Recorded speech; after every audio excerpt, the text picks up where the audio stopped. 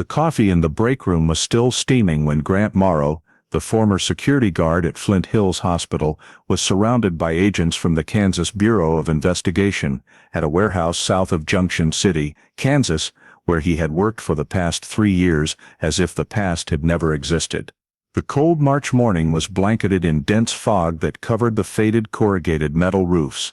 At nearly 7 a.m., a warning blared from a loudspeaker through the metallic space, "Hands on your head and step out of the work area." Morrow lifted his head from the desk, where he was checking a time card, his sunken eyes freezing as he saw figures in bulletproof vests appear at both exits.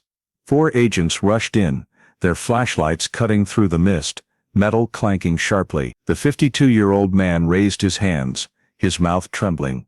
3 years, and you still haven't stopped.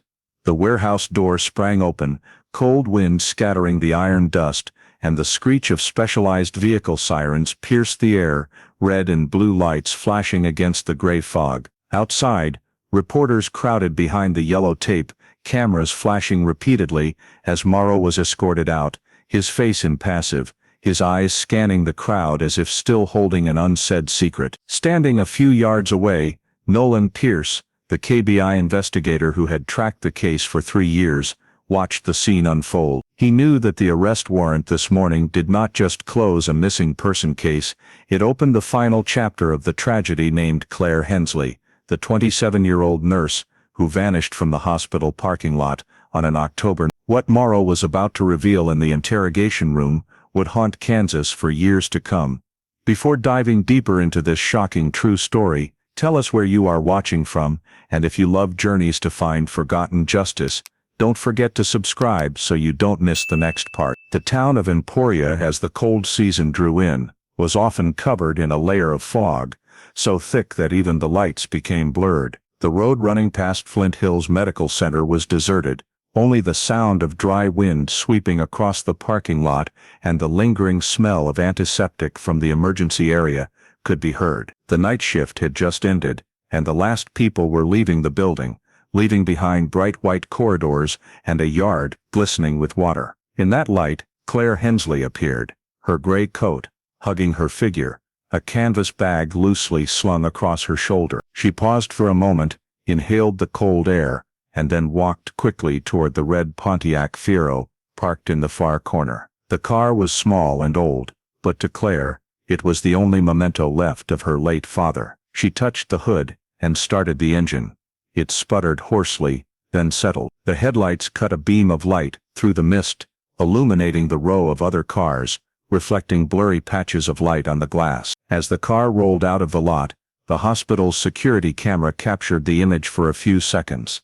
A silhouette bent over the driver's seat, the red glow of the taillights, and then the darkness swallowed everything. That was the last time anyone saw Claire Hensley. Time passed, and the shift schedule at the hospital began to have a blank space with her name on it. The entire nursing department mistakenly believed Claire had requested time off, but no one saw a form. Her phone was off, and she didn't respond to messaging. When her mother, Diane Hensley, called the duty station for news, she only received a bewildered answer, "We thought she was home." Sensing something was wrong, she immediately went to her daughter's apartment in the Maple neighborhood. The door was locked from the inside, with no signs of forced entry. Inside, everything was the same as the day before. The blanket neatly folded, dinner plates still on the table, her wallet and phone placed neatly next to a half-full glass of water. There were no strange footprints, no signs of a struggle, only a chilling silence. Diane sat down in a chair, her eyes scanning the small room where her daughter's laughter once echoed. Every familiar detail, the white nurse's uniform hanging behind the door, the photo of mother and daughter at Council Grove Lake, now became evidence of her absence. She tried calling a few more of Claire's colleagues, then tried the hospital's emergency number. Everyone said the same thing. No one had seen her after her shift. The simmering worry turned heavy. She opened the drawer, took out the address book, flipping through the pages, her hand shaking slightly. Finally, she dialed the Emporia Police Department switchboard. The desk officer's voice was steady on the line, low and professional. "Emporia Police Department. What is your emergency?" On the other end of the line, Diane Hensley tried to remain calm. She spoke slowly, but her voice trembled with every syllable, Her daughter, Claire Hensley, a nurse at Flint Hills Medical Center, had left her shift a few nights ago, but hadn't returned home, was unreachable, and her phone and car had vanished. The desk officer quickly wrote in a notebook, confirmed the address, the missing person's description, and then reassured her, "We will send someone over right away, ma'am." Less than half an hour later, 2 police officers arrived at the small apartment on Maple Street. The lights were on, the door still locked from the inside. Diane was waiting on the porch, her face taut. The patrol car's light reflected on the window glass, sweeping across the tidy kitchen inside. The police went in to check, going through each room, noting that everything was intact.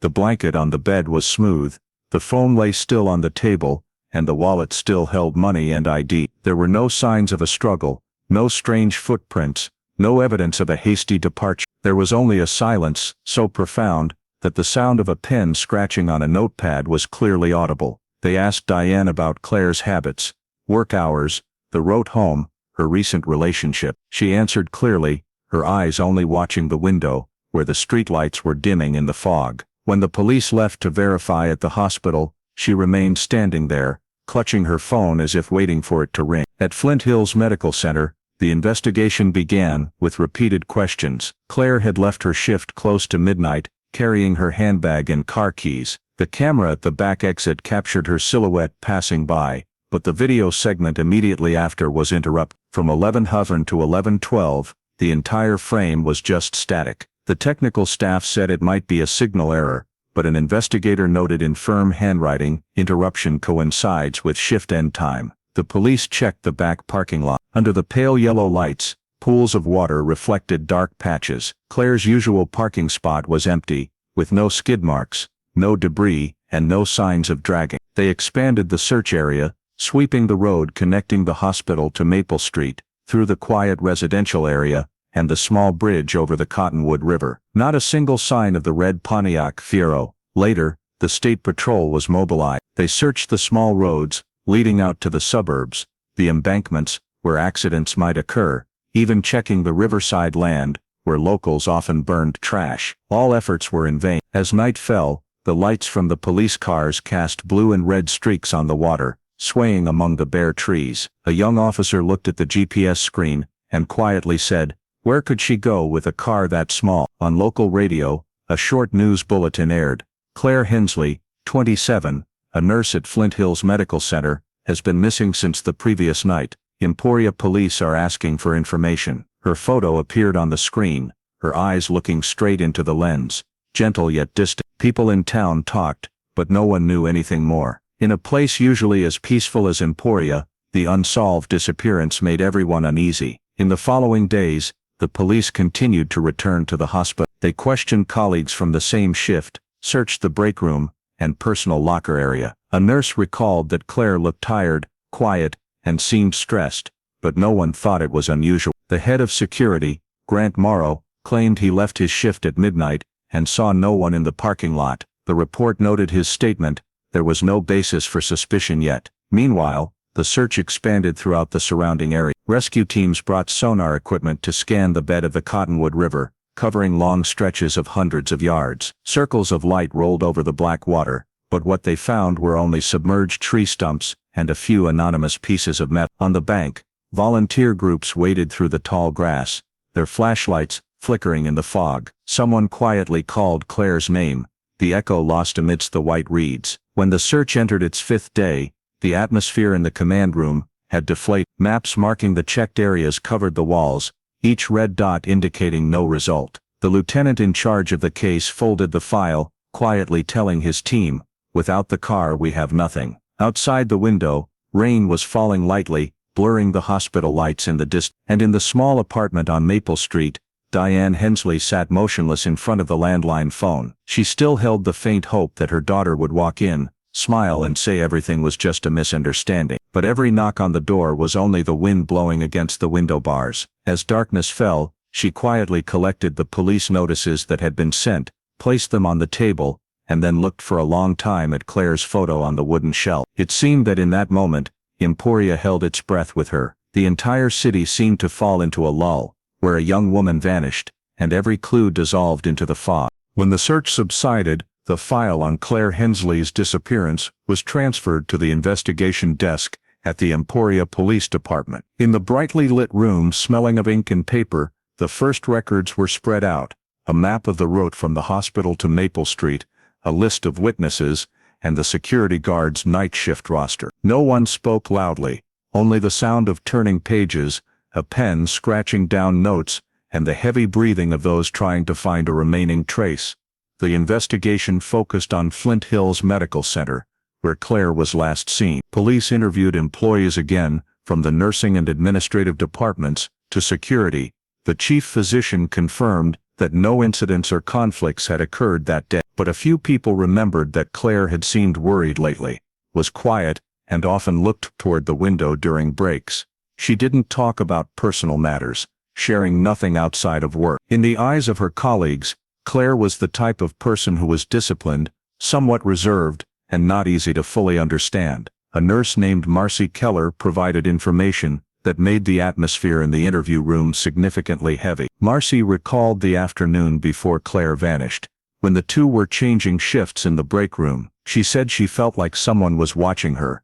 Marcy recounted, every time she left the parking lot, Claire said there was a black car parked nearby, and it started its engine as she drove past. Her voice faded, as if she regretted the words she had just spoken. The police took detailed notes, marking them with a red pen. Something vague began to form, a feeling that was not certainly fear, but enough to silence the team for a few seconds. They then shifted their attention to the internal security department. The person responsible for the night shift the night Claire went missing was Grant Morrow, the head of security, a large, broad-shouldered man with a closely cropped haircut and a sun-darkened face from years of working outdoors. He appeared at the station with a calm demeanor, his uniform neat, his voice low and polite to the point of being unreadable. Morrow claimed his shift ended exactly on time, and he saw nothing unusual. The parking lot was quiet. She left as she always did. I checked around the campus once, and then went into the office to sign out. He spoke in a monotone, not looking directly at the questioner. The time clock system confirmed he left his shift as scheduled, and his access card swipe coincided with that time. Everything seemed to match perfectly, too perfectly for the listener to fully believe. When asked about his personal relationship with Claire, Morrow replied that they only knew each other through work, said hello a couple of times, not close. The answer was simple, but a fleeting smile on his lips prompted the investigator to add to his notebook, maintain surveillance, avoided eye contact. Without specific evidence, Morrow was only listed as a potential person of interest, not sufficient grounds for a recall. Meanwhile, the technical team was trying to recover the interrupted video footage from the security camera. The result left the entire conference room silent. The data segment was not a signal error, as predicted, but had been manually deleted. Someone had accessed the system and overwritten the exact time frame. Claire left the parking lot. This required internal access privileges. Chief Investigator Shaw said only briefly, not a coincidence, but he also knew that no matter how clear the suspicion, they still needed physical evidence to press charges. When the investigation team returned to the hospital, no one seemed surprised. The nurses looked at each other through the foggy windows, and the security team avoided the police's gaze. They checked every auxiliary exit, the warehouses, the basement storage for supplies, and even the technical areas that were rarely visited. Every door that opened only led to emptiness. No trace proved that Claire had left the hospital grounds safely. In the summary report sent to headquarters, Lieutenant Shaw clearly wrote, "No clear evidence of a crime." However, the deleted video suggests deliberate action. Continue monitoring internal subject. The concluding sentence was brief and dry like all other reports, but everyone inwardly understood that this was no longer a typical missing person case. That evening, as he left the hospital, a young investigator stopped at the main gate, looking at the white lights shining on the upper floor windows. Somewhere in that building, someone knew what had happened, but remained silent. Fog from the Cottonwood River drifted in, blurring the courtyard where the red Firo had once been parked. Everything looked deceptively peaceful, as if the building itself was also hiding a secret. In the file, Claire Hensley's name was underlined 3 times. The note beside it simply stating missing. The case officially entered the investigation phase, but the Emporia police all felt that what they were looking for was not just a woman who had vanished, but the reason why this entire small city was beginning to change color. Records from the hospital's technical department revealed a detail that redirected the investigation. Grant Morrow's clock-out time did not match his testimony. He claimed he left his shift at 11:30 p.m., but the keycard system recorded him swiping out at the back gate at 11:40. A 16-minute difference could be a minor procedural error, but in the eyes of the investigators, it was a dangerous gap, one that coincided precisely with the time Claire Hensley left the parking lot and vanished. Lieutenant Shaw requested a thorough review of Morrow's entire work log. In the stack of old files, an internal report was found. A few days before Claire went missing, he had a loud argument with her in the patient receiving area over access rights to a restricted zone. The incident was resolved quickly, and no one was disciplined. But a colleague clearly remembered the look of annoyance on Morrow's face when Claire told him to leave the room. This note officially made him the first person of interest to be questioned. When invited to the precinct, Morrow maintained a calm demeanor, his uniform crisp, his name tag polished. He said he left his shift on time, asserting nothing unusual happened. The system might be wrong. He often clocked his card early and then returned to check the security room. His voice was steady, his eyes unwavering. But when questioned about the interruption in the security camera video right when Claire left the lot, Morrow paused briefly. "It might have been a transmission error, I wouldn't know anything more." The technical team reported that deleting that segment required administrator access, a privilege only the head of security possessed. However, the data only proved a technical action, not the intent. Without evidence that he directly caused the data loss, the police could not press charges. While awaiting the forensic analysis of the equipment, investigators continued to extract details from the phone network. Morrow's call log showed a short call, lasting less than half a minute, that took place exactly during the window Claire left the hospital. The number called was an anonymous subscriber, registered under a fake name and canceled the very next day. The call was too short to trace the content, but it coincided strangely with the unexplained time gap in his shift. Shaw placed the call printout on the table, his voice level. "Who did you contact at 11:20? Morrow glanced at it, then shrugged. "It could be a recording error, I don't recall. I work night shifts constantly, sometimes I make work calls." "What kind of work requires a call when no one else is on duty?" The man fell silent, crossed his arms, his eyes darkening. "I have nothing to hide. If you suspect me, feel free to check." The interrogation lasted several hours. Morrow never lost his composure, answering every question concisely, sometimes even appearing frustratingly cooperative. He said he only met Claire a few times in the hallway, they were not close, and there were no other conflicts. When asked about the rumor of their previous argument, he gave a faint smile. "That was just work. She was strict, I understood." Even without direct evidence, the atmosphere in the interrogation room was heavy. The officer taking notes noticed a distinct difference in Morrow's tone, not fearful, not confused, but like someone who had rehearsed every answer. As he left the precinct, Shaw merely watched him go, saying nothing. He knew the scariest thing was not a liar, but someone calm enough to speak a half-truth. Police continued to search Morrow's residence and review his work schedule. He lived alone in a small house outside Junction City. Neighbors described him as quiet, polite, and an early riser. No strangers were ever seen coming or going. There was nothing suspicious in the house, a few uniforms, technical manuals, and an old computer where remote access software to the hospital camera system was found. While not enough to prove he deleted the data, it was sufficient to focus all suspicion in one direction. In the weekend report, Shaw noted briefly, "Subject Grant Morrow, prior conflict with the victim. Phone and clock-in data inconsistent, lacks evidence for charges, but requires long-term surveillance." Outside the window, a thick fog covered the hospital parking lot, where blinking lights reflected weak streaks of light. That was where Claire vanished, and where Grant Morrow said nothing unusual happened. But all the gaps in his statement were becoming the first dark streaks, signaling that this disappearance was no longer a coincidence. The suspicions surrounding Grant Morrow could not lead to concrete results.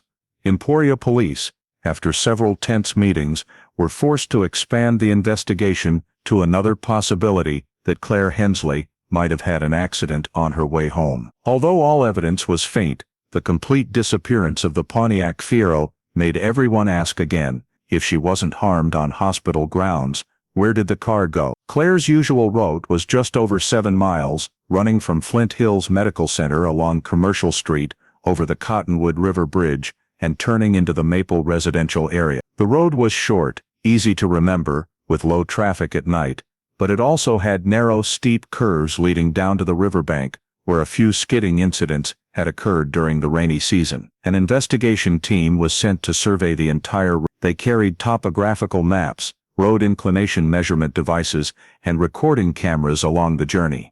Patrol cars drove slowly through every bend.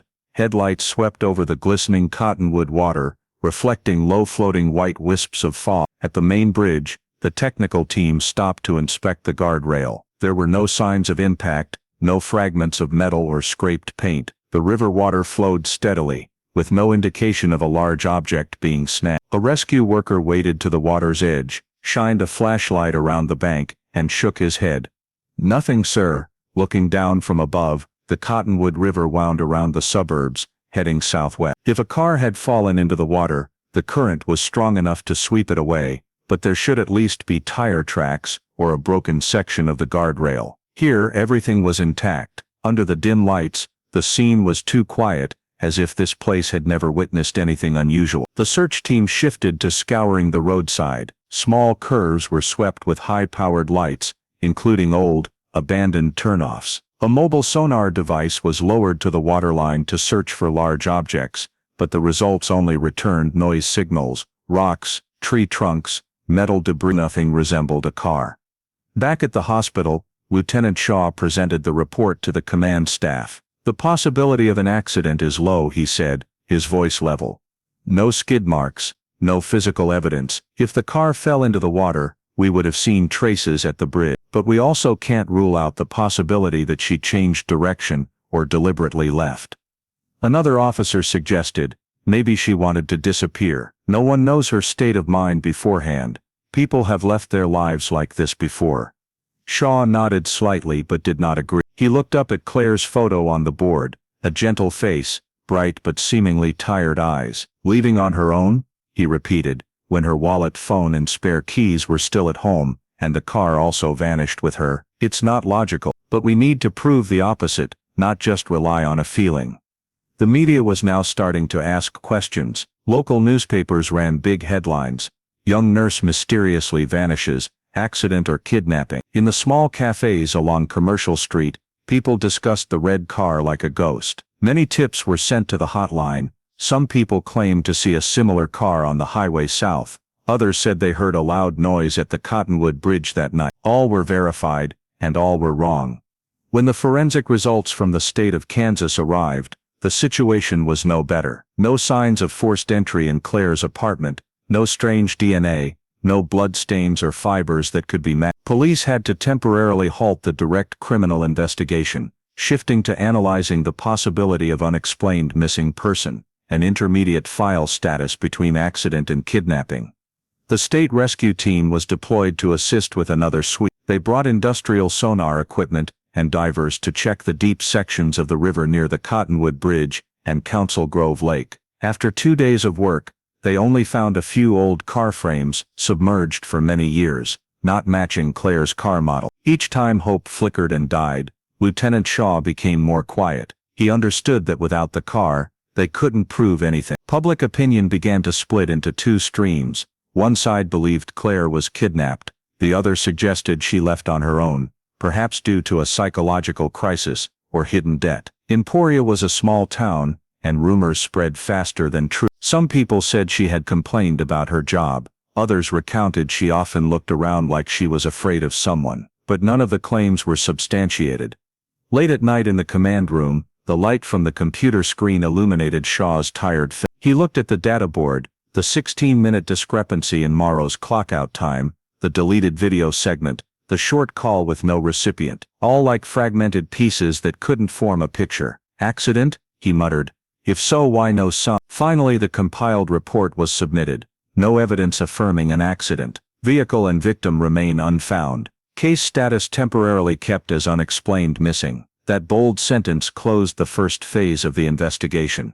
Outside it started to rain again. Water flowed along the Cottonwood Bridge guardrail, merging into the murky river, sweeping away the worn missing person flyers stuck to the utility poles. The police returned, and Diane Hensley remained at home, sitting by the window, looking at the road her daughter used to take. No one knew what Claire Hensley encountered on that short stretch of road, only that since that night, along both sides of the river, people started avoiding looking down at the water for too long.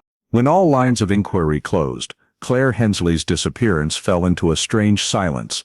Police had swept every square foot along her route home, searched the Cottonwood Bridge, and even surveyed the secondary river branches feeding into the suburbs. But after weeks, nothing appeared, no new witnesses, no physical traces, not even the cell phone that should have emitted a location signal. The Emporia police precinct gradually quieted. The maps taped to the walls were curling at the edges from the breeze. The red markers on them were blurred, and no one added any new ones. Lieutenant Shaw sat silently, looking at the thick file. All they had were hypotheses and pieces of suspicion not strong enough to stand as evidence. He flipped through the minutes, noting briefly in the margin, "No progress. Subject Morrow continues to deny." Young investigators were gradually withdrawn from the case to move to other assignments. An officer whispered in the coffee room, "We're chasing a ghost." Shaw overheard the remark, but didn't react. He understood the worst thing for the police was not failure, but when both the case and the missing person were gradually forgotten, the press also began to fall silent. After weeks of continuous coverage, articles about the missing nurse gave way to local accidents and politics. The radio stopped broadcasting appeals for help in the search. On public notice boards, the flyers with Claire's picture were faded by wind and rain. The paper stuck tight to the utility pole, leaving only the girl's eyes looking into the distance, blurry beneath a layer of grime. In the city, people still mentioned Claire's name, but no longer with curiosity but with head shakes. Some said she had an accident and drifted down the river. Others said she left due to relationship issues, and some even thought she was tired of life here. Diane Hensley heard those words but did not reply. Every day she still went to the post office to ask if any mail had arrived, as if a letter could be proof her daughter was still somewhere in the world. At the police station, the file numbered 1244 was folded, sandwiched between dozens of cold case volumes. The final report was brief. Insufficient data to expand investigation. No clear criminal evidence. File status, suspended. A cold, emotionless line, but like a knife cutting short every effort. Lieutenant Shaw signed the minutes, folded the file, and placed it in the cabinet. When the cabinet door slammed shut, the metallic sound was dry, like an end to something that never fully began. From then on, Emporia returned to its old rhythm. Flint Hills Hospital continued to operate at night. The white light spilled over the empty parking lot again. No one mentioned the incident much anymore. Only occasionally in the nurse's break room, someone would mention Claire's name and hesitate mid-sentence. Grant Morrow was still working, still on his regular shifts, sometimes seen standing alone in the hallway looking down at the parking lot. When someone approached, he would turn away, his voice even as before, "Hello, have a good shift." Diane still lived in her daughter's small apartment. On the table, Claire's photos remained in their old spot. Every evening she lit a candle, placed it beside the picture frame, and sat watching the flickering light reflect in the glass. The police no longer came, the neighbors stopped asking, but she never took the missing person notice off the door. In her heart, the incident never closed. It was just that the rest of the world chose to stop caring. Occasionally, Shaw still drove past the Cottonwood Bridge at the end of his shift. He stopped in the middle of the bridge, looking down at the dark water. The river still flowed, quiet and cold as on the first days of the search. He knew he hadn't found anything, but the feeling of incompleteness still clung to him like a shadow. On the passenger seat was the old file, the first page printed with Claire's picture, and the yellowing word missing. When he returned to the precinct, the lights in the office were off. Only the blue light from the still-running photocopy machine reflected on the desk where her file had once been spread out. In that silent space, Shaw suddenly thought of Claire's mother, of the apartment still lit every night, and the woman waiting by the window. The case was now just a few lines in a report, but for Mrs. Diane Hensley, it was still happening. Every day in a heavy silence no one would share. The city of Emporia slept peacefully, but the grief still lurked somewhere in the cold air of the Cottonwood River, along the dark stretches of road that no one wanted to travel alone anymore. Time passed, slowly and cruelly. From the disappearance that had stirred the entire town, the name Claire Hensley gradually faded from everyday conversations. A year later, file number 12144 was categorized as a cold case, incidents with insufficient data to continue investigation, but which could not yet be closed. The thick file, its paper edges yellowed from being opened and reopened, now lay mixed among hundreds of other names in the archives of the Emporia Police Department, awaiting another opportunity to be mentioned again. Lieutenant Shaw was the one who signed the final decision. Though he didn't say it aloud, everyone understood the heavy sense of failure that had weighed on his shoulders for months. In his personal notebook, in the bottom corner, he wrote 2 bold, uppercase words, unresolved. Every time he turned back to that page, he saw Claire's eyes from the photograph appear in his memory, both bright and sad, as if she herself had known this outcome beforehand. When the case officially went cold, the Kansas Bureau of Investigation (KBI) sent a transfer notice. They had a specialized unit for reviewing long-term missing persons cases across the state, using new archiving technology to cross-reference DNA and GPS data. However, in Claire's case, the transferred file contained only a few photographs, witness reports, and the final conclusion: no obvious signs of foul play, no physical evidence. The case was moved up to Topeka, archived in the KBI system, and coded into an impersonal sequence of numbers. In Emporia, life went on. Flint Hills Hospital operated normally, shifts rotated as they did every day, but for those who had known Claire, a slow, aching emptiness lingered in the air. Some nurses claimed they occasionally saw the reflection of red car lights outside the lot late at night, which then vanished. These accounts were dismissed as superstition, but they spread quietly throughout the hallway. As for Grant Morrow, the man who was once the focus of suspicion, he left Emporia not long after the case was closed. He submitted a transfer request to Junction City, nearly a 2-hour drive away, citing psychological pressure and a desire for a fresh start. His departure brought relief to a few colleagues, but for those on the investigative team, it was a troubling sign. No one wanted to admit it, but the feeling that Morrow knew more than he had said never went away. Once Shaw came to the hospital to finalize the archival procedure. As he walked past the security room, the chair where Morrow used to sit was still there, facing the empty bank of monitors. An old coffee stain still clung to the desk, faint as the shadow of the person who had left. He stood there for a long time, then quietly said to the new manager, "If anything strange happens, no matter how small, let me know." The manager nodded, but both understood there was nothing left to report. On the other side of the city, Claire's apartment lights were still on every evening. Diane Hensley lived quietly, keeping everything exactly as it was when her daughter had been there. Claire's white scrubs still hung behind the bedroom door. The jar of dried flowers still sat on the windowsill. Every month she called the police department once, asking if there was any new information. The answer was always the same: "Nothing yet, ma'am." Despite this, she would thank them, her voice gentle, and hang up.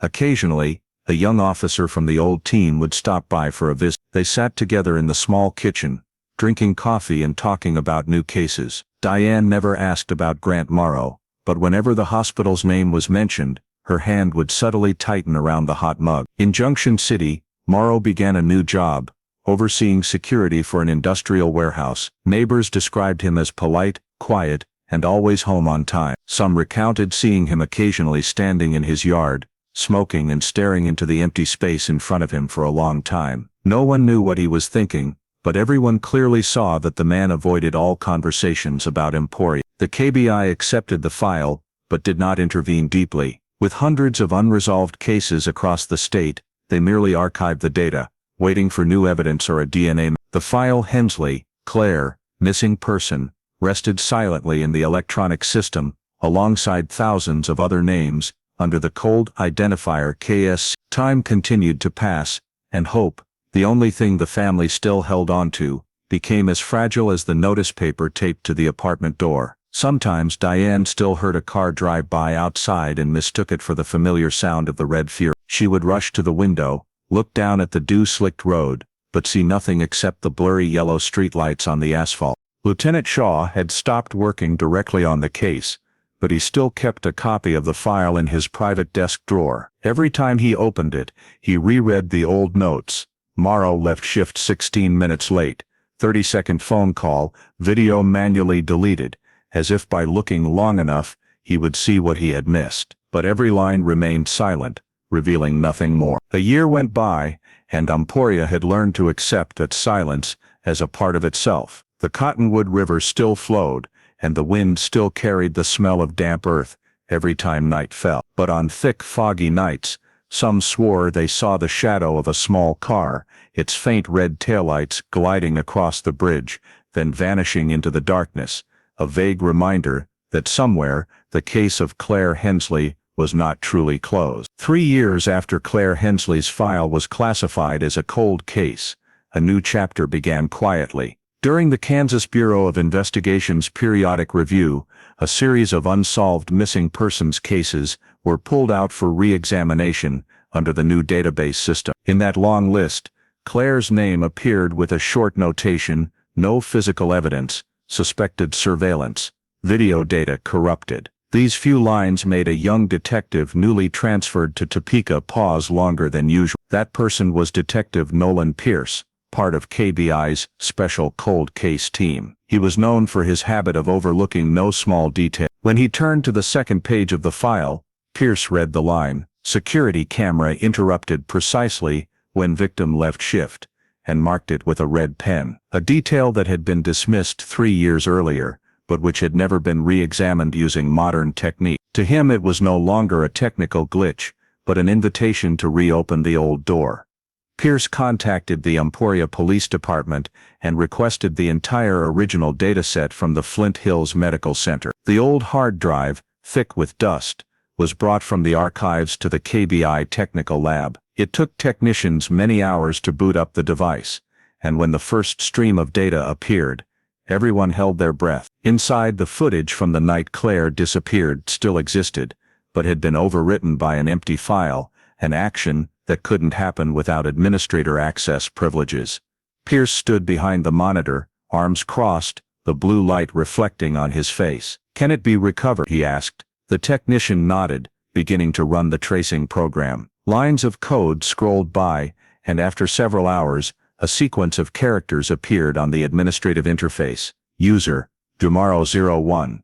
Silence suddenly filled the room. That name, after 3 years, was still there, clear, cold, and frighteningly familiar. Grant Morrow, Pierce whispered, as if confirming it to himself. The old file indicated he was the night shift security chief, once suspected, but the case lacked sufficient evidence to press charges. Now the new data showed that the last person with the authority to access and delete the camera footage at the time of Claire's disappearance was him. This was no longer a coincidence. This was a deliberate act. Pierce wrote a preliminary report to KBI Topeka, recovery of Flint Hills Medical Center camera log, account that performed deletion, Morrow 01, request reopening investigation under potential foul play. That same night, he drove himself to Emporia, the small city still quiet after many years. The streets that once buzzed with Claire's name were now strangely silent. The parking lot behind the hospital, where she had last left, had been repaved, now shiny and clean. But to Pierce,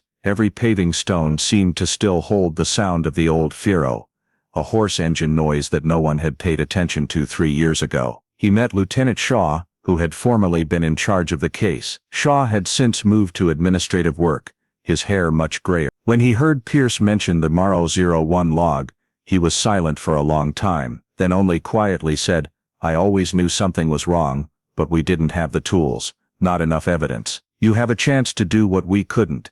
Pierce nodded, taking notes on every word. He knew he was standing at the starting point of a new investigation, where every old piece of data could carry a different meaning. A deleted video, an account no one had questioned, and a man who had left Emporia as if wanting to bury something. On his way out of the hospital, Pierce stopped at the Cottonwood Bridge, where the river water still flowed silently like the pulse of a case not yet asleep. He looked down at the murky current, pulled out his notebook, and wrote a short line. If he deleted the film, he had a reason to be afraid, and if he's afraid, he's still hiding something. Headlights swept across the river surface, reflecting the shimmering small ripple. The case of Claire Hensley, after 3 years of sleeping in the darkness, had just been reopened, this time with the first clear sign of a hand that had deliberately erased the truth. When the first evidence concerning the G. Morrow 1 account was corroborated, Detective Nolan Pierce knew he had to track down every old trace. Starting with Grant Morrow himself. The man who had been the security chief had now left Emporia, moved to Junction City, and worked for a private transport company. All old files described Morrow as meticulous, punctual with no prior criminal record. But Pierce didn't trust those dry remarks. To him, no one deletes a hospital's security data without a reason. He sent an official request to Morrow's insurance company, which archived GPS travel data for the Ford Ranger he had used, and that navigation system, installed at the company's requirement, might be the only thing recording Morrow's true movements on the night Claire disappeared. The data arrived in Topeka a few days later, and when Pierce opened the log file, he immediately noticed something abnormal. Between the usual movements around the hospital area, there was a stop lasting nearly an hour. Coordinates located near Council Grove Lake, more than 40 miles west of Emporia. Pierce circled the time frame. The car left the hospital at 11, precisely the 16-minute discrepancy mentioned in the old file. The GPS route indicated that Morrow did not drive straight home as he had testified 3 years earlier. He drove in the opposite direction, out of the city, then stopped at the edge of the forest near the lake shore before the GPS signal temporarily dropped for about 30 minutes. After that, the car returned to the highway and got back to Junction City near dawn. This trace, although old, was the most crucial evidence the Emporia PD had never possessed. Pierce called Lieutenant Shaw as soon as he had the results. On the other end of the line, Shaw's voice deepened. Council Grove Lake, we swept through there once, but only along the shore. No one thought he had a reason to go there. If the data is correct, then Morrow went with her, or followed her. And if it is, Pierce said, then he knows exactly what happened there. He printed the travel map. The broken blue lines showed every stage of Morrow's car movements that night. In the middle of the vast grassland, Council Grove Lake appeared as a deep blue ink blot on the white background. This area had little traffic, was quiet year-round, and during high water seasons, the lake shore was steep and deep, capable of swallowing a small car without a trace. Pierce went to the KBI technical department to verify the accuracy of the data. They concluded, no significant error. The navigation device operated stably. The stop coordinates are accurate to within a few meters. This meant that on the night Claire disappeared, Grant Morrow was present near Council Grove Lake, and no one knew what he was doing there. He reopened the old statement transcript. In the section asking about his route after his shift, Morrow stated clearly, drove straight home, didn't stop anywhere. The hospital time card confirmed he left the facility at 11:46. His access-exit card matched that time, but the GPS data showed he didn't return to Junction City until after 2 in the morning. A gap of nearly 2 hours was completely unaccounted for.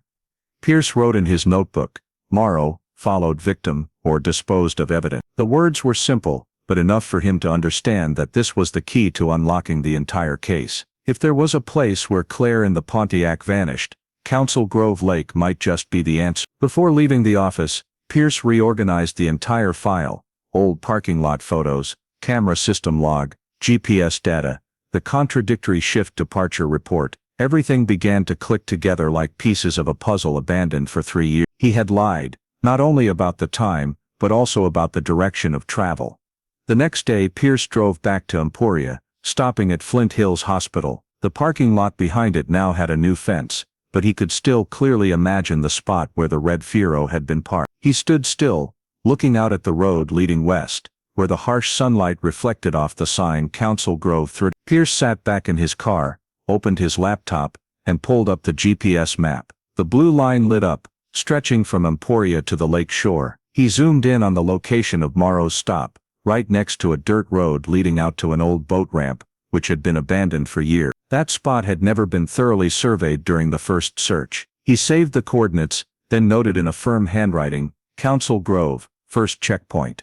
Before leaving, Pierce looked back through his rearview mirror. The hospital receded, the white concrete blocks slowly disappearing behind the road dust. In his mind, the image of the man named Grant Morrow appeared, the man who had once stood in the cold fluorescent light, calmly saying that everything was normal. Now that normality was starting to crack.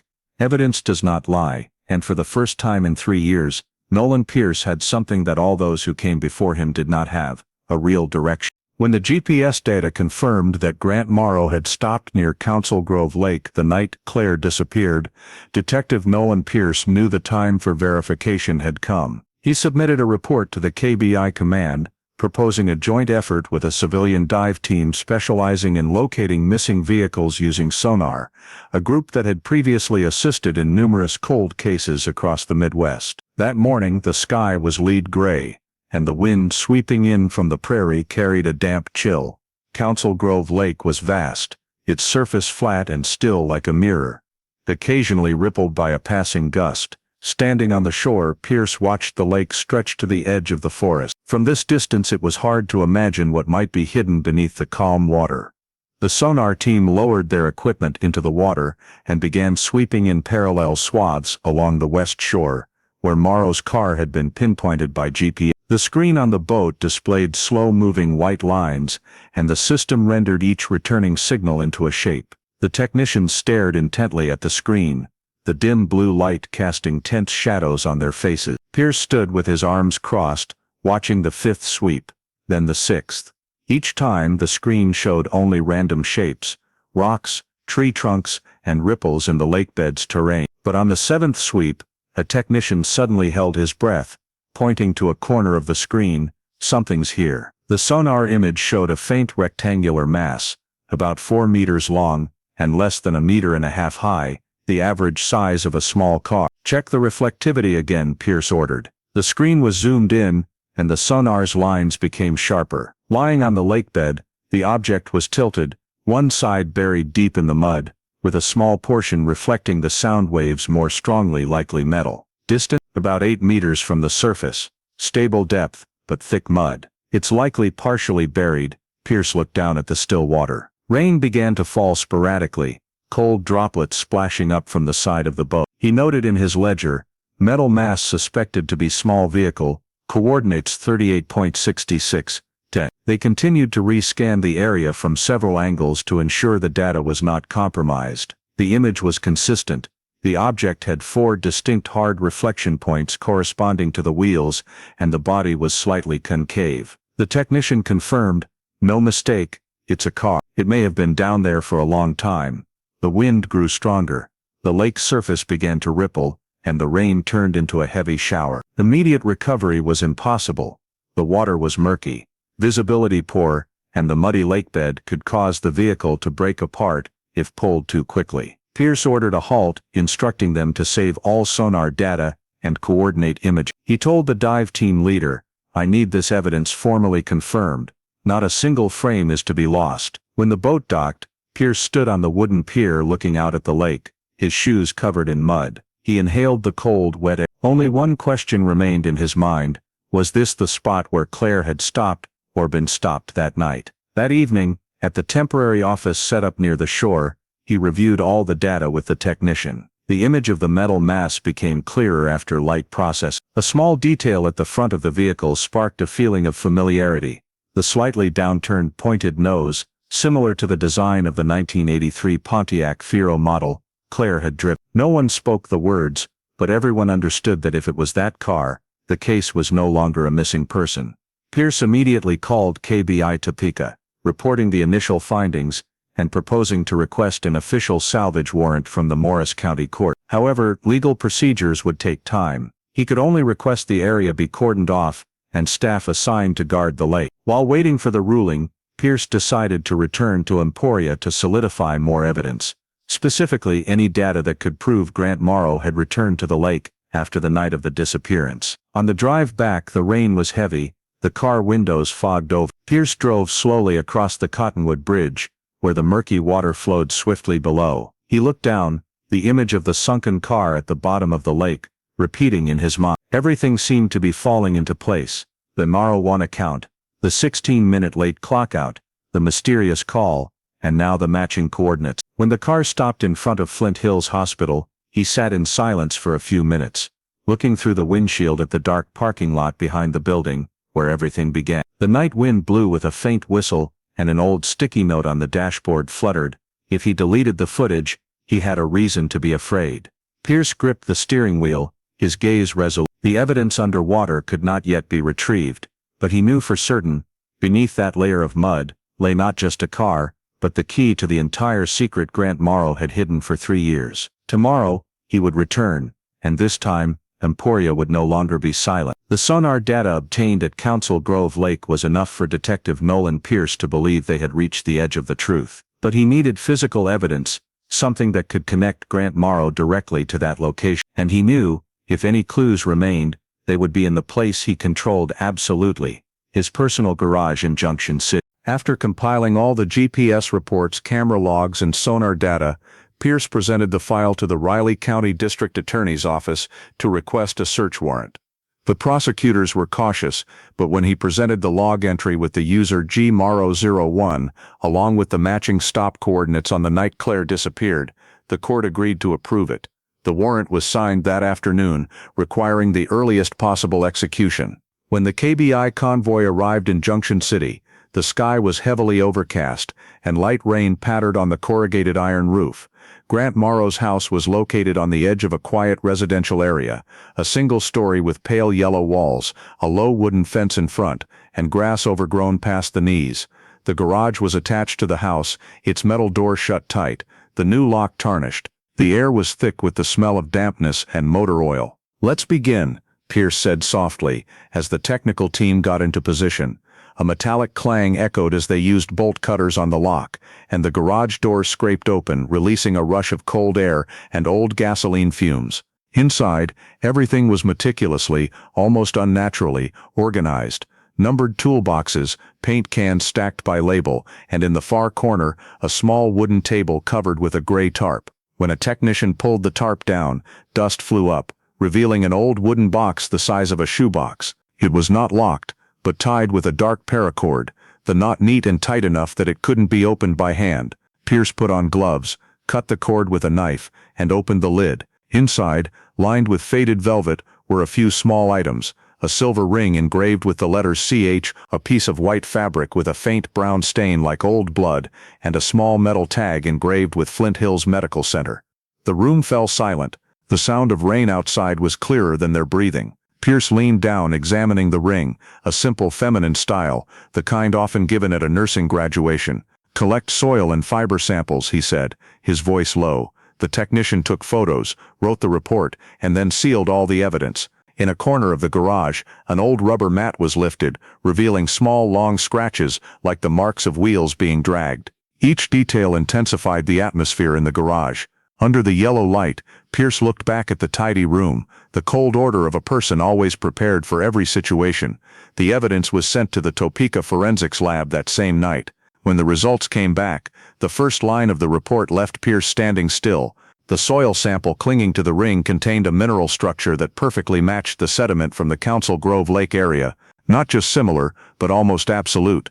The soil also contained distinct traces of river mud with manganese, the exact type previously noted in the area where the sonar detected the object suspected to be a small car. Pierce reread the results twice. The dry words now felt like a final confirmation. The ring had once been in the place where Claire, or her Pontiac, had disappeared, and the person who kept it, Grant Morrow, could not explain that with any innocent reason. In the KBI emergency meeting, Pierce presented the investigation results. Projected on the screen were 3 images: the G Morrow 01 log, the GPS map leading to the lake, and the silver ring engraved CH. 3 years ago, we had nothing but suspicion, he said. Now we have a physical piece of evidence that directly links the suspect to the suspected location of the sunken car. It is no longer a hypothesis. This was a deliberate action. No one in the room objected. Prosecutors began drafting a subpoena and a formal interrogation of Morrow as the official suspect. When everyone left, Pierce remained, looking at the photo of the ring. The light from the screen made the CH engraving flash as if reflecting water. He recalled the morning by the lake, when the wind blew across the murky water, the place where this man might have disposed of a life. 3 years ago, all the evidence was silent. Now it was Grant Morrow's meticulousness, the habit of keeping the smallest things, that had betrayed him, and for the first time since the case was reopened, Nolan Pierce knew for sure that he had touched a piece of the truth Morrow had tried to hide for 3 years. When the forensic analysis of the soil on the silver ring confirmed it matched the minerals at Council Grove Lake, the case seemed to move into a new phase. But Nolan Pierce still understood. One piece of evidence, no matter how strong, was not enough to secure an arrest warrant. He needed one more puzzle piece, something that could prove Grant Morrow's deliberate act of concealment went beyond deleting data and was directly related to disposing of the car. That clue appeared unexpectedly, in a short call from Junction City. The person on the other end was Derek Lively, a former colleague of Morrow's at the trucking company. The man's voice was hoarse and hesitant as he said he wanted to tell something he should have said a long time ago. Pierce arranged to meet him that evening at a small cafe near Interstate I-70. Derek arrived early, thin, his eyes wary. He spun the coffee cup in his hand, avoiding looking directly at Pierce. "I don't want any trouble," he started. But "Grant, talk to me about something strange." Pierce merely nodded, not interrupting. "Around late 2012 he sought me out," Derek said. "We used to work together at the car maintenance garage. I know people with a tow truck," he told me, and I quote, "I need to deal with an old car that fell into a body of water, and I don't want anyone to know." At first I thought it was just a minor illegal matter, like a stolen car or one with registration issues, so I refused. But he said he'd pay $4,000 in cash, just for me to take the car far away from Emporia. I asked why he didn't call emergency recovery, and he gave a cold laugh and said, "There are some things that shouldn't appear in a report." Pierce silently took notes, his heart beating faster than usual. He asked, "Did you take the money?" "No, but later I saw him withdraw a similar amount from his account. I know because I was in charge of internal financial reports at the time." Derek paused, his voice softening. "I didn't dare report it to the police. When I heard about the nurse's disappearance, I knew something was wrong, but I was afraid of getting dragged into it." Pierce looked him straight in the eye. "Do you have proof of that transaction?" Derek nodded, pulling a small USB drive from his jacket pocket. "I backed up the company's internal payroll and expense data. That transaction is listed in a special payment category, a cash withdrawal in the exact week she disappeared. The signer Grant Morrow." When Derek left, Pierce sat back, opening his laptop to check the file. The screen displayed an account statement, October 22, 2012, a $4,000 cash withdrawal at the Junction City branch, just 2 days after Claire went missing. The adjacent memo was chillingly simple, personal withdrawal. He printed a copy and attached it to the file. This was the missing piece, an unaccounted for sum of money, coinciding with the time, matching the witness's description, and most importantly, fitting the entire behavioral pattern Pierce had constructed. Grant Morrow deleted camera data to conceal his tracking of Claire, stopped his car at Council Grove Lake, and now, there was evidence he paid money to deal with the car. The next day the KBI summoned Derek to Topeka for a formal sworn statement. In the affidavit, he affirmed that he had heard Morrow say, "If they find that car, I'm finished." The testimony was recorded, signed, and stored in the Hensley-Claire file. Pierce presented the compiled report to the Riley County District Attorney. In the meeting room he projected 3 key pieces of evidence onto the screen. The camera system log deleted by the G. Morrow 01 account, the forensic analysis of the silver ring matching the minerals from the lake area, the bank statement showing a $4,000 withdrawal coinciding with the disappearance, matching the witness testimony. No one had any remaining doubt. Every detail was now linked into a logical sequence. Morrow tracked Claire, leaving work, deleted the camera images, took her to the lake, and then hired someone to dispose of the car. The chief prosecutor nodded. "There is sufficient reasonable cause. Issue the arrest warrant immediately." That afternoon the Riley County Court signed the arrest warrant for Grant Morrow, on charges of first-degree murder, tampering with evidence, and obstruction of justice. Pierce held the warrant in his hand, feeling the silence of the past 3 years finally beginning to break. Before leaving the office, he stood looking at Claire's photo on the file board, her kind eyes and faint smile under the room light. He whispered, "We are almost there."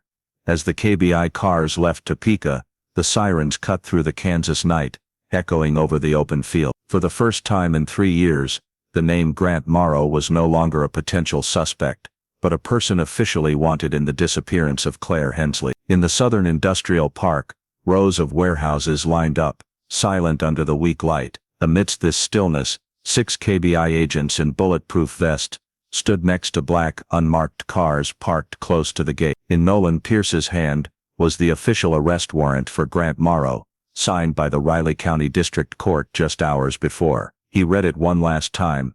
Charges: first-degree murder, concealment of evidence, and obstruction of investigation. The bold print seemed etched into the air. After 3 years of following every trace, every lie, the name Grant Morrow was no longer in the suspect file, but on a warrant. Pierce signaled. 2 agents moved toward the main door of the warehouse, where Morrow worked as a security supervisor. When they stepped inside, the smell of metal and machine oil was pungent. Morrow was standing by a table, examining the employee tracking board, his figure familiar, broad shoulders, neat salt and pepper hair. He looked up when he heard footsteps, briefly frowning at the sight of unfamiliar face. Grant Morrow. Pierce's voice was even and clear. Yes. Is there a problem? Pierce held out his KBI badge. You are under arrest for charges related to the disappearance of Claire Hensley, Emporia 20. In that moment, time seemed to stop. Morrow was stunned, then let out a short dry laugh. 3 years and you guys still haven't let that go. No, Pierce replied.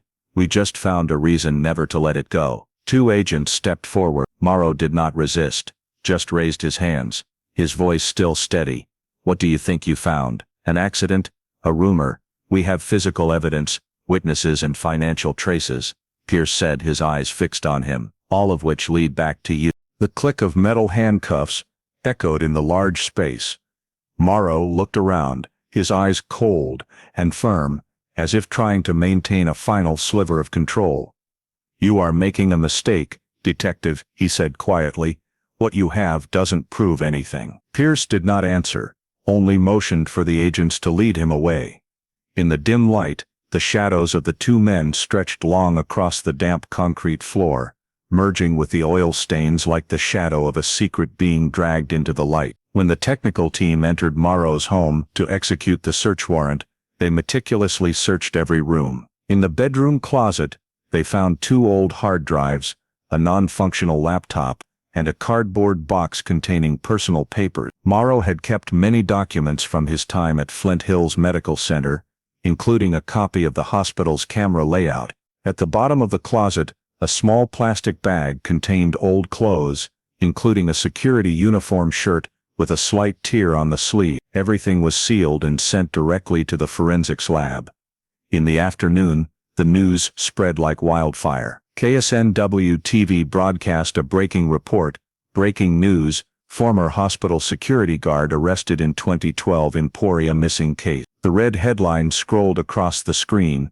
Grant Morrow, 52, arrested by KBI in Junction City, suspected in the disappearance of nurse Claire Hensley. Local newspapers simultaneously carried the story, and social media circulated images of him being escorted in a dark blue uniform, handcuffed, his face cold and expressionless. In Emporia, Flint Hills Medical Center was immersed in a buzz of commotion. The young nurse told reporters, "I had heard of him. Everyone thought he was a quiet person. I can't believe he was the last person to see Claire." At the KBI office in Topeka, Pierce watched the news report in silence. He knew this was just the beginning. They still hadn't recovered the car from the lake. There was no body, but the physical evidence and Derek Lively's testimony were strong enough to bring Morrow to trial. Now what he needed was to make him tell the rest of the story. In Junction City, before being put into the transport vehicle, Morrow turned his head to look back at the warehouse, where he had worked for the past 3 years, as if he had no past. A strange smile, half weary and half challenging, flashed in his eyes. "You don't understand," he told Pierce. "Not everything is as you think." Pierce looked him straight in the eye, his voice low but firm. "Then you'll have the opportunity to explain, in court." The car door slammed shut. The siren wailed, a prolonged sound cutting through the hazy Kansas afternoon. The news spread across the state.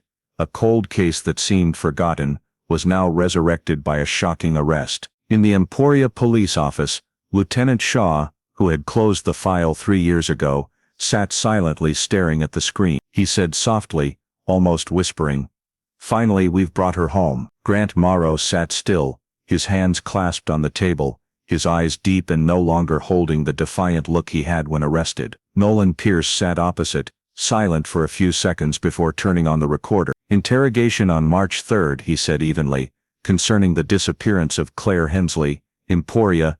Morrow nodded slightly, his gaze fixed on the floor. Pierce opened the file, flipped to the photo of the silver ring, and placed it gently on the table. You know what this is, don't you? Morrow glanced at it. Her ring, he said quietly, his voice hoarse. She dropped it in the hospital garage. I picked it up. Picked it up, took it home, and kept it for 3 years? Morrow shrugged, avoiding Pierce's gaze. I intended to return it, but then she disappeared. I didn't know what to do with it. Pierce did not reply, only opened the next photo. The soil analysis result matching the sediment of Council Grove Lake. What about this? Can you explain why the soil on her ring perfectly matches the location where your GPS showed your car stopped that night? A moment of silence, only the low hum of the air conditioner. Morrow took a slight deep breath, then spoke slowly. I didn't kill her, but it's true I met Claire that night.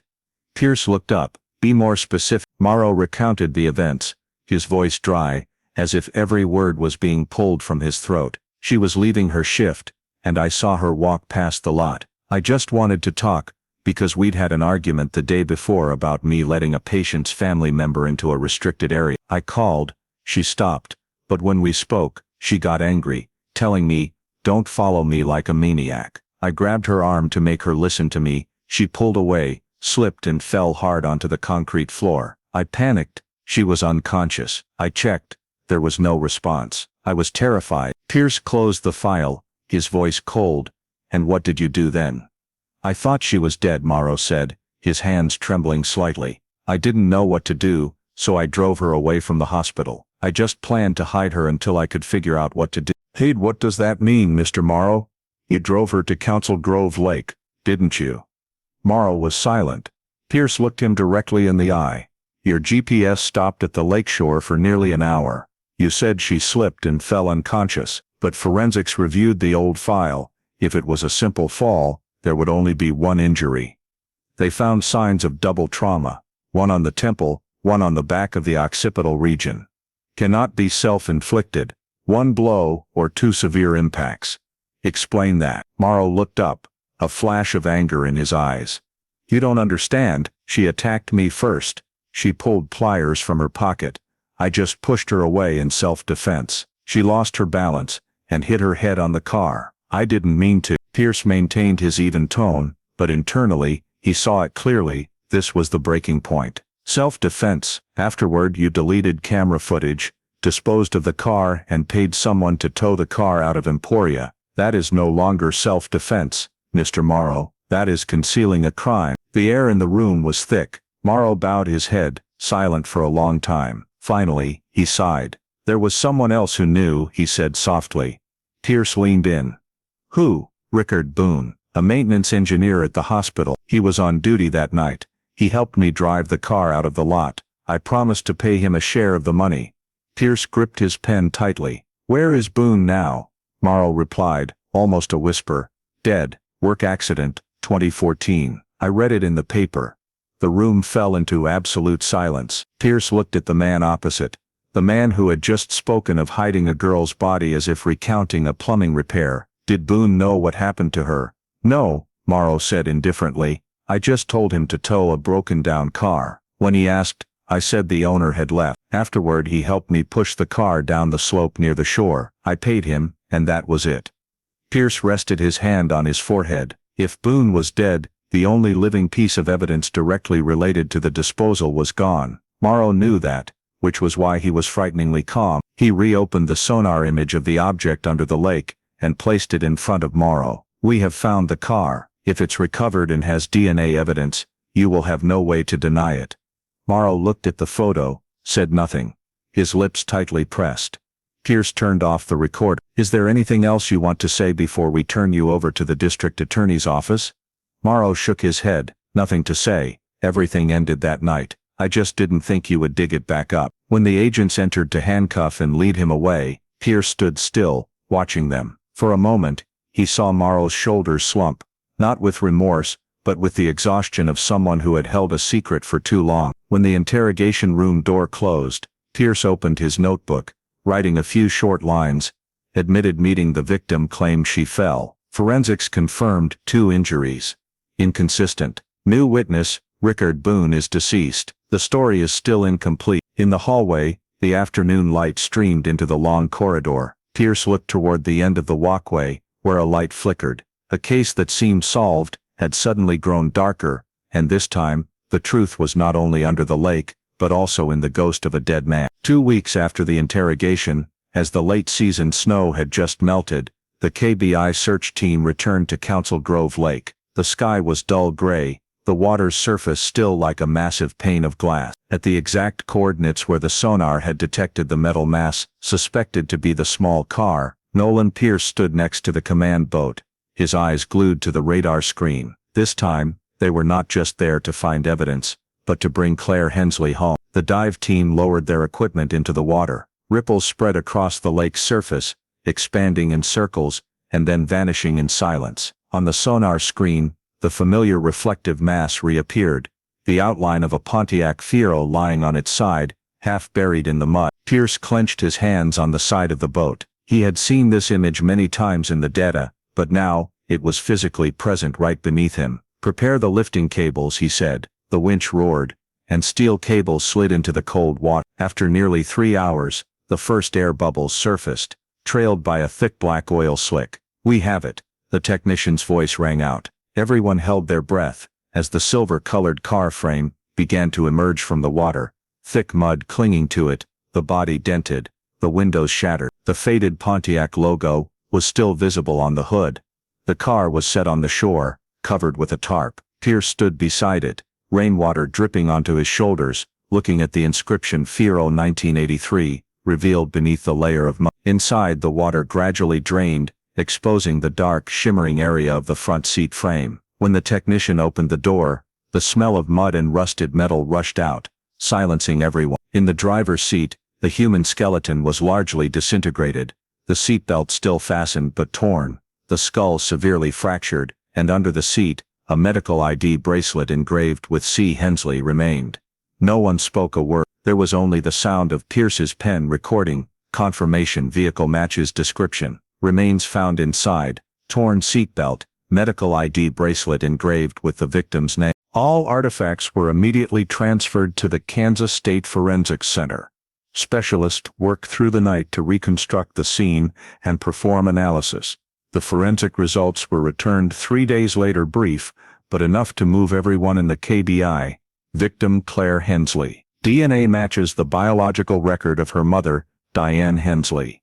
Injury marks: 2 skull fractures, right temporal and posterior occipital, inconsistent with impact from a car accident.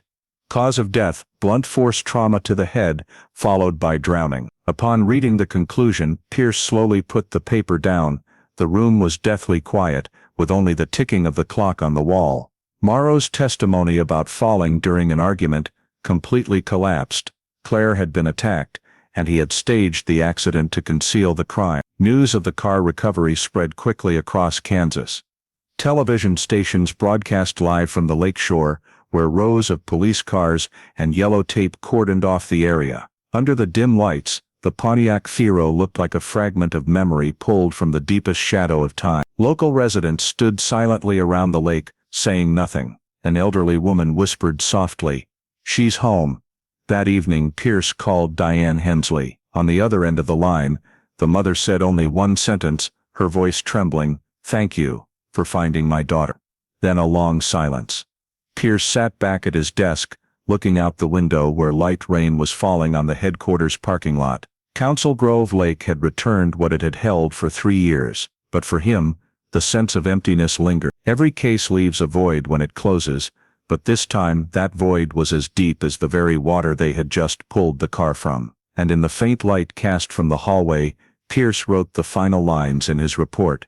Victim Claire Hensley found. Cause of death, assault, followed by drowning. The case is officially moved to criminal prosecution phase. Grant Morrow, a trial considered one of the most shocking cold cases in the state's history. Inside the courtroom, the atmosphere was thick, broken only by the sharp sound of Judge Elroy Jennings' gavel.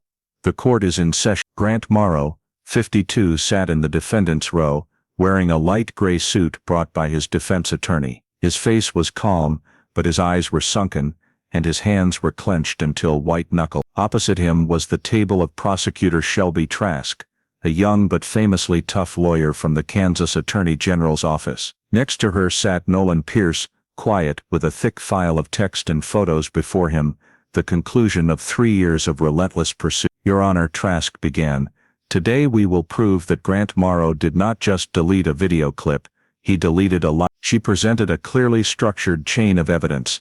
For stored security video, system logs showed the account Morrow 01 accessed and deleted camera data on the night of October. GPS data, Morrow's Ford Ranger stopped near Council Grove Lake for almost an hour immediately after leaving the hospital.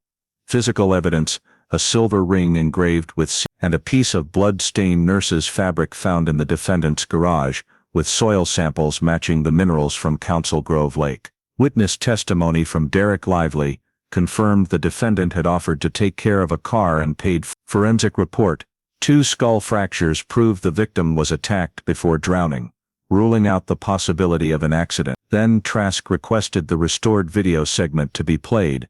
The image was blurry, black and white, but clear. Claire Hensley leaving the hospital's back door, a backpack on her shoulder, walking quickly across the parking lot. In a hidden corner near the camera, the figure of a man in a security uniform followed, maintaining a distance of only a few meters. They disappeared around the corner, and that was the last frame of Claire alive. When the lights came back on, she was gone. The courtroom fell silent, save for hushed breaths. Prosecutor Shelby Trask looked around and said, "The defendant claims he only wanted to talk, but he was the last person seen with the victim, and just hours later, he deleted this video from the system." The defense attorney John Merritt stood up to object. "There is no direct witness to any violent act. My client admitted to being present, but there was no intent to kill. An accident happened, he panicked, and the act of concealment does not equate to a premeditated crime." Shelby replied without hesitation, "If it was an accident, why delete the evidence? Why withdraw $4,000 and hire someone to tow the car away in the night? Why does the physical evidence from his house bear soil traces identical to the lake where the victim was found? That is not the reaction of a panicked person, that is the plan of someone who knew exactly what he had done." She asked the technician to project the image of the retrieved Pontiac Fiero, the victim's remains in a position with a torn seatbelt. "Look closely," she said, her voice. The belt was pulled from the inside out. The victim was deliberately held in the car. She woke up, tried to unlock it to escape, but didn't make it in time. Merritt tried to maintain the accidental death due to negligence argument, but every point was countered by the prosecutor with specific evidence. When Pierce was called to the witness stand, he recounted the entire investigation process, from the Morrow 1 log to the GPS data, from the ring's appraisal results to the discovery of the car beneath the lake. Each detail was coherently linked, forming an undeniable, complete picture. When the prosecutor asked, "Detective Pierce, in your opinion, what was this act?" he answered briefly, "A murder disguised as an accident." In the audience, Diane Hensley sat silently, her hands clutching a white handkerchief. When the image of the car was shown on the screen, she turned her face away, but tears still streamed down. At the end of the afternoon session, Shelby Trask closed her argument. Claire Hensley was a dedicated nurse, a good daughter. On the night of October 20, 2012, she did not meet with an accident. She met the person she once said she feared, and that person made her disappear for 3 years. Justice has been delayed for too long. Today we simply need to return it to its rightful place. In heavy silence the judge nodded and announced a recess for the jury to deliberate. As everyone stood up, Pierce glanced toward the defendant's row. Morrow still maintained his composure, but his hands trembled slightly, for the first time since the case was reopened. Outside the court, the Topeka wind blew strongly, carrying the spring dust. Pierce looked at the pale gray sky and thought, no matter the verdict, the truth had finally been spoken. The press waited outside the Shawnee County Courthouse from early morning, cameras pointed at the main entrance, where the jury would return to the courtroom. Nolan Pierce sat in the row reserved for the KBI, tightly gripping the notebook that had been with him throughout the case. On the table before him was a photo of Claire Hensley, the girl with a gentle smile, her eyes filled with the light of a hospital room. Today justice for her was being decided. When Judge Jennings entered, the room immediately stood. The 12 jury members walked in slowly, their faces solemn. No one spoke a word.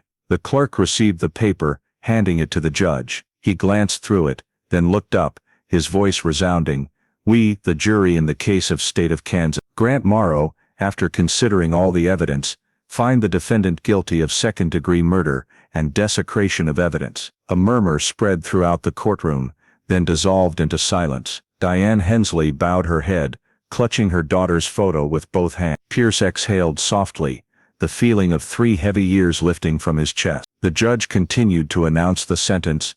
For the charge of second-degree murder, Grant Morrow is sentenced to 35 years in prison at the Lansing Correctional Facility. With no parole eligibility for the first 22 judicial officers approached, handcuffing Morrow. He maintained an eerie calmness, only glancing around the room before stopping at Pierce. A faint smile flickered at the corner of his mouth, not defiance, but like an unspoken word. As they led him past the seats, Pierce stood up, and their eyes met. "Is there something you want to say?" he asked quietly. Morrow paused, tilted his head, his voice hoarse and low. "There's someone else down there." Pierce frowned slightly. "Down there, what does that mean?" But Morrow did not answer. He merely offered the faint smile, leaving the statement suspended in the air before following the officers out of the courtroom. The sound of the steel door closing echoed like a final period. But for Pierce, it was not the sound of an ending. It was the beginning of a new question. When the press rushed out of the court, microphones raised high, they only cared about one thing. Justice for Claire Hensley has finally been served. Headlines ran across the papers. Grant Morrow sentenced to 35 years in the 2012 missing nurse murder case. Cold case closed after 5 years, thanks to GPS evidence and recovered data. That evening, Topeka was bright under the streetlight. But in the KBI office, Pierce still sat alone in his room, staring at the line in his notebook. "There's someone else down there." He flipped back to the map of Council Grove Lake, where the Pontiac was retrieved. The area still had many deep spots that hadn't been scanned, due to poor weather. If Morrow's words were true, perhaps there was another secret beneath the water, a person, or a car, or something else he had buried along with Claire. Pierce closed his notebook, leaning back in his chair. The wall clock ticked slowly, interspersed with the sound of the wind in the hallway. Outside the window, the early summer rain fell lightly, like a breath. He knew he should feel relieved, but instead, he felt a strange void spreading. Claire Hensley had been found. The case was closed, the culprit was sent. But in Nolan Pierce's mind, Morrow's hoarse voice still echoed like a curse. "There's someone else down there." But across the state of Kansas, the repercussions of the case still spread, like ripples continuing after a stone is sunk. 3 years of investigation, hundreds of hours of searching, and the persistence of a group of people had changed the way the entire state viewed forgotten missing persons cases. At Flint Hills Medical Center, where it all began, the administration announced plans to completely overhaul the security system. Cameras were replaced, data was automatically backed up, and controlled by an independent third party. Every shift now required a technical sign-off, eliminating the private admin privilege for any individual. On the bulletin board in the hallway, the words were prominently displayed, "No one is forgotten. Every shift is a life that must be protected." Former staff still avoided mentioning Claire's name, but everyone sensed that she was still present somewhere in the collective memory, as a reminder of the mistakes they must never repeat. At the KBI headquarters in Topeka, the Claire Hensley case was incorporated into the official training materials for the Cold Case Investigation Unit. In training sessions, the map of Council Grove Lake and the GPS data were projected as a prime example of how new technology could break the silence of time. Nolan Pierce, now promoted to lieutenant, was often invited to lecture on the process of reconstructing the suspect's movement. But whenever he reached the segment on Morrow's final words, he would often pause, looking out the window.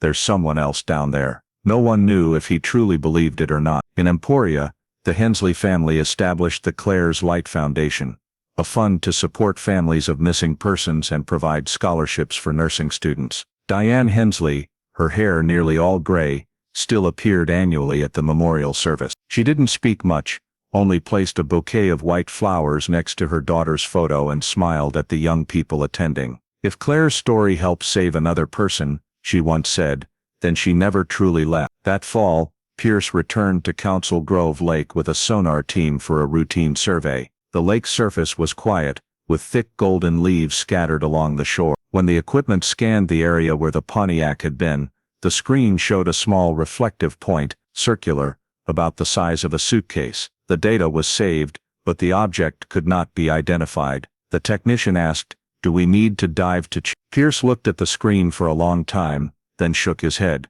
"Mark the coordinates, leave it for the next round." On the way back he looked through the rearview mirror, seeing the distant lake sparkling in the afternoon light. Everything seemed to be peaceful, but deep down he knew that peace was only temporary. Morrow had paid the price, but his last words, "There's someone else down there," still clung to him like a shadow, making Council Grove Lake a place that was not entirely at rest. In Kansas, people said the Claire Hensley case was closed, but for those who witnessed it, the ending never meant forgetting, only another chapter of the truth waiting to be found. In the story of Claire Hensley, what remains is not just delayed justice, but very real takeaways for life in the United States today. First, every system needs cross-control mechanisms and digital trace logging. Only when the KBI recovered the Morrow One account log and cross-referenced the GPS of the Ford Ranger stopping at Council Grove Lake, did the truth surface. The lesson for hospitals, schools and workplaces: standardize access control, third-party data backup, and immutable access logs, just as Flint Hills replaced all cameras and administrative policy. Second, technology only works when the community speaks up.